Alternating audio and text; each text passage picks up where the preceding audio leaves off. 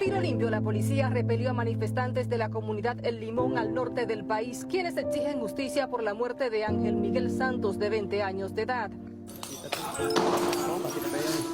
La víctima participaba de un partido de béisbol en el play local cuando supuestamente llegó una patrulla a exigir que bajaran el volumen de la música y, en circunstancias que aún se investigan, atropelló a varios jóvenes.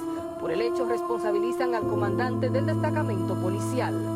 A la guagua le pasó por de arriba y arma gente en la clínica también. Un contingente militar, alrededor de 15 o 20 vehículos policiales, uno de esos vehículos lo aceleraron a toda velocidad con intención de matar a los jóvenes y lograron su meta.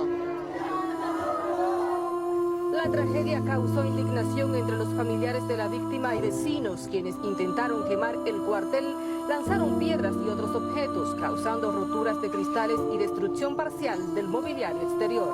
Esto no se va a quedar así, eres un niño, o chocarlo así, en un play, donde los niños tienen su diversión, no estaban en un gris, no estaban en otro lugar, eran un play que estaban. Ahí lo que vemos es gente seria, trabajadora, jóvenes de bien, deportistas.